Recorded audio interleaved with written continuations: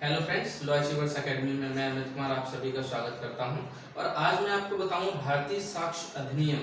हमारे बहुत से मित्र भारतीय साक्ष्य विधि से डरते हैं। उनको लगता है कि भारतीय साक्ष्य अधिनियम बहुत टिपिकल है, कॉम्प्लिकेटेड है। आज मैं आपके उन सभी प्रश्नों को एक ही बार में निपटा देता हूं और बताता हूं कि भारतीय साक्ष्य अधिनियम बहुत ही सरल, आसान, सिंपल है, बशर्ते हमें इसको सिंपल नजरिए से लेकर के देखना होगा। जैसे कि साक्ष्य विधि के अंतर्गत हमें क्या पढ़ना चाहिए और हम इसे क्यों पढ़ते हैं और इसकी क्या आवश्यकता है, तो इन सभी प्रश्नों का उत्तर आपको मैं देता हूं। देखिए, हमारे सामने एक चार्ट बना हुआ है जिसमें मैंने साक्ष्य विधि को लिखा है। साक्ष्य विधि के अंतर्गत क्या बताया गया? न्यायालय में साक्ष्य की सहायता से किसी तथ्य दो प्रकार के बताए गए, विवादक, सुसंगत, के अस्तित्व को साबित, ना साबित या साबित नहीं हुआ करने की रीति है। तो ये पता चल गया साक्ष्य विधि क्या है, किसी तथ्य के अस्तित्व को साबित करने का तरीका है। अब देखिए कैसे। न्यायालय में कौन आता है? न्यायालय के अंतर्गत वैध रूप से साक्ष्य लेने के लिए कोई भी व्यक्ति, न्यायाधीश आते हैं, किंतु इसके अंतर्गत मध्यस्थता नहीं आते। अब बात करते हैं साक्ष्य। वास्तव में साक्ष्य क्या होता है? देखिए, भारतीय साक्ष्य अधिनियम की धारा 3 में साक्ष्य को न बताते हुए केवल ये बताया गया कि साक्ष्य में क्या क्या सम्मिलित है। तो देखिए क्या क्या सम्मिलित है।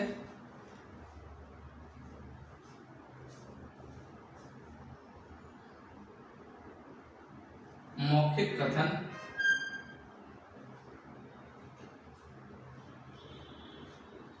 लिखित दस्तावेज,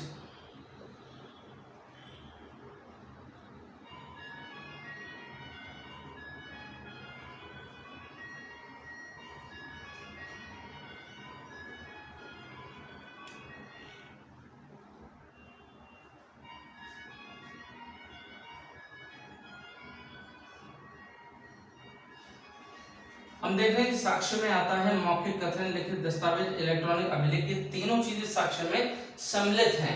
परंतु साक्ष्य क्या है यह नहीं बताया गया।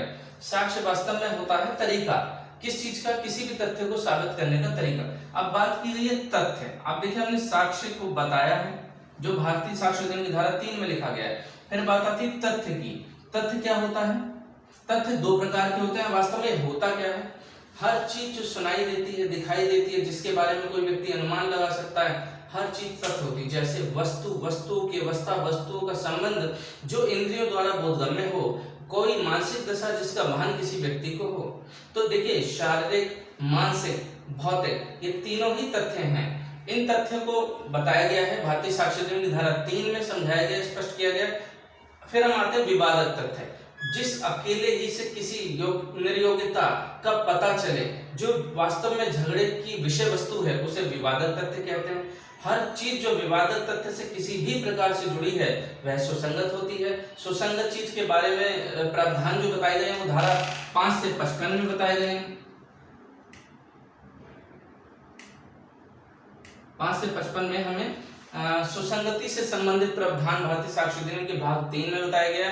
इनके अस्तित्व को क्या किया जाता है? साबित।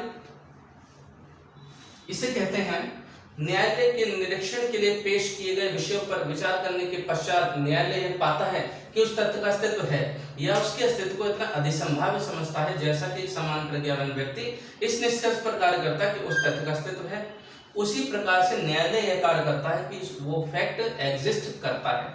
ना साबित की अगर हम बात करें तो ना साबित में कहा गया कोई भी तथ्य ना साबित तब कहा जाता है जब न्यायालय के समक्ष पेश किए गए विषयों पर विचार करने के पश्चात न्यायालय पाता है कि उस तथ्य का अस्तित्व नहीं है या उसके अस्तित्व को इतना अनधिसंभाव्य समझता है कि जैसा कि प्रज्ञावान व्यक्ति इस निष्कर्ष पर कार्य करता है कि उस तथ्य का अस्तित्व नहीं है। इसे ना साबित कहते हैं। जब ना तो कोई तथ्य साबित होता है और ना ही ना साबित, इसे साबित नहीं हुआ कहा जाता है।